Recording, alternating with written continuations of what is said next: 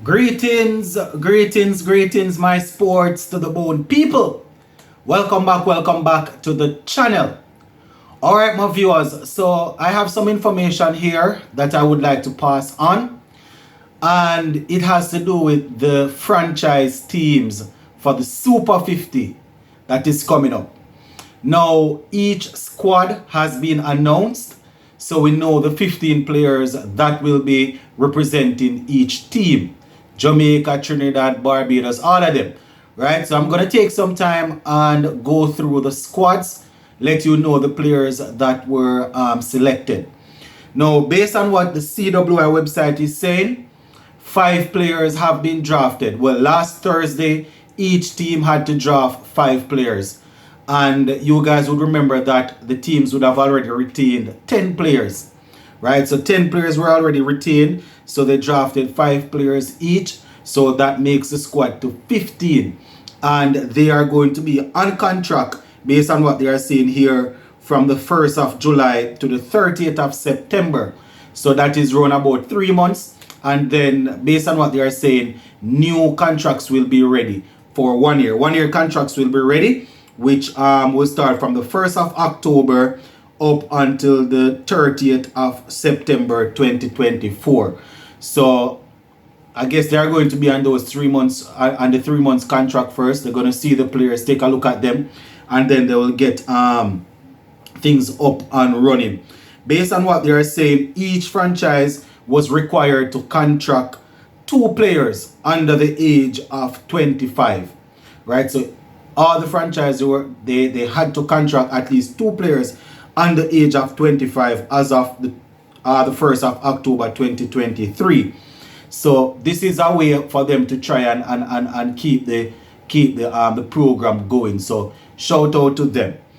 All right, so I'm just gonna spend some time and work my way through the squad, and later on when we do the live show, we can take a closer look at some of the intricate details that they wanted to that they had to adhere to. You understand? So we see players getting drafted from different countries to play, right? So man getting from Barbados getting drafted to play for another country and things like that. So just gonna spend some time and go through, and then I'm gonna talk a little bit about the Ashes Day 2, because things are evenly poised, one would say, at the end of Day 2. Right, so let me just spend some time and go through this. So for, let me see, Guyana, let's start off with Barbados. So this is the Barbados Pride squad right here. So the Barbados squad: Shane Mosley, Zachary McCaskey, Raymond Reefer, Raston Chase, Shane Dowrich, Akeem Jordan, Dominic Drakes, Jamel Warrican, Kevin Wickham, Jair McAllister. Those were the players that were already there. And the draft picks now, the players that were selected in the draft: Russian Primus, Shame Alexis Holder, Jonathan Drakes, Keon Harding, and Kamari Boyce. So those are the players in the squad there for Barbados. For Guyana Harpy Eagles, they have Versamy Permal, Gudikish Moti, Tevin Imlak, Tejaran Shandopal, Kevin Sinclair, Niall Smith, Ransford Beaton is also there, Matthew Nandu, Kemal Savoy, Kevlon Anderson. And down into the draft picks now, they have Shamar Joseph, they have Jonah Sinclair, Anthony Adams, Rampertab Ramath, hope I'm pronouncing that one correctly, and they have Denali is also there. So those are the players from Guyana. For the Jamaica Scorpions now, they have Kurt McKenzie, OJ Shields, Abjai Mansingh, Javier Royal, Marquino Minley, Derval Green, Pete Salmon, Javel Glenn, Daniel Beckford, and Tevin Gilzine. Under the drafts now, Shalman Parnell, Carlos Brown, Andre Bailey, Gordon Bryan, and Brad Barnes. So those are the players for the Jamaica Scorpions. For the Leeward Islands Hurricanes now, Kieran Powell, Raheem Cornwall, Jamar Hamilton, Colin Archibald, Kofi James, Kamari Gore, Jeremiah Louis, Daniel Doram, Casey Carty, and Javier Spencer. For the draft, they picked up Justin Greaves, O'Shane Thomas, Nathan Edward, Mikel Louis, and Zahadi White. So one name that stands out right there, O'Shane Thomas, wasn't drafted by Jamaica. He is going to be representing the Leeward Islands. For the Trinidad and Tobago Red Force now, Darren Bravo, Yannick Correa, Jason Mohammed, Imran Khan, Brian Charles, Kyrie Pierre, Terence Hines, Tian Webster is also there, Shannon Gabriel, and Anderson Phillip. For the draft pick, we have Otley, Django, Gooley, Cooper, that's Sifas Cooper, and Lewis, that's Sharon Lewis. For the Windward Islands team now, they have Sunel Ambris, Alec Arthanes, Larry Edward, Kevin Hodge, Sherman Lewis, Ryan John, Darius Martin, Preston McSween. They have Kiman Milinos and Walcott, that's Tevin Walcott.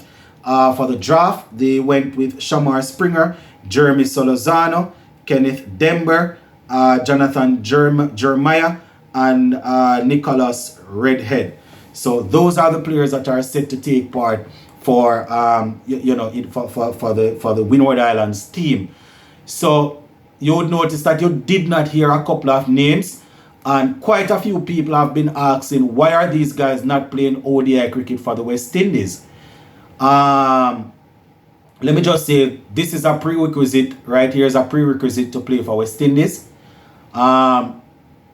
Playing Super 50 and CPL, based on what the selectors are saying, that's a prerequisite.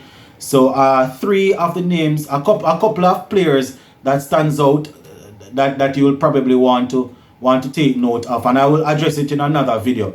Guys like Kemo Paul and Romario Shepherd, they weren't they didn't sign. So the fact that they are going to be playing franchise cricket, I saw a report last week that said, I think it was in the Guyana Times that I saw it, saying that these guys will be paid per play. You understand? So they are going to be paid based on how they play. So they might not be under contract for them, especially after these 3 months, but they're going to be, they can draft them in and they will be paid based on how they play. So a couple of other guys, Rutherford, people like the Jamaican guy Fabian Allen, quite a few people have been asking about him. You notice he is not available for this either, based on, with the draft and the contract. Don't know what's going to happen in the future, but that is what they are saying, my peeps. Couple of other things I need to address where this is concerned, where the Super 50 is concerned, but I will take it on in another video. Let's just finish up right here with this second Ashes, day 2. At the end of day 2, you can say that things are evenly poised. Australia, they went on to make 416 all out, with Steve Smith getting a century. You understand? Steve Smith scoring runs at large seems as if it's inevitable. So Steve Smith, he scored a century. Let me just go down into the scorecard there and that 416 that they made. David Warner, as I would have indicated yesterday, made 66. Usman Khawaja 17, Marnus Lamashane 47. Steve Smith, he made 110 of 184 deliveries. Travis Head made 77. And we would have seen Alex Carey with 22, Stark with 6, Pat Cummins with 22 not out, Lyon 7, Hazelwood 4. In terms of the bowling for the England team, Josh Tongue, he took 3 wickets, Joe Root 2, and James Anderson and Stuart Broad. James Anderson, Stuart Broad shared a wicket apiece. Ollie Robinson also picked up 3. Now, in reply to that 416, England, they are actually on their way and looking pretty. You understand? 278 for 4, and they have lost a couple of batsmen, but their captain Ben Stokes is there at the crease alongside their golden boy Harry Brook. Joe Root has been removed. Funny enough, Joe Root was removed half a no. Well, he was, I don't know if I should say dismissed half a no ball, but he was given out, and when they check, it was a no ball. You understand? So he actually fell a couple deliveries later. So England 278 for 4, not looking bad, looking as if they are going to chase this down. But we're definitely going to wait and see how the third day plays out. So in terms of the scorecard for England, Zach Crawley getting a good start and once again giving it away. He made 48. He was stumped. Duckett made 98, two short of a century. Ollie Pope 42, Joe Root 10. Harry Brook is not out on 45. Ben Stokes 17, not out. And so far, taking the wickets for Australia, Stark has one. Hazelwood has one. Nathan Lyon has one. And Cameron Green, he also has one. One of the things that we're going to have to pay attention to is Nathan Lyon. Seems as if he picked up an injury. And if that is the case, that will change not only this game, but the rest of the Ashes. So we're going to monitor it and see how it goes. Gonna leave it right here for now. Remember, we are going to be live this evening at 6. We have quite a few things to talk about. Sports to the bone. Keeping it informed. Big up.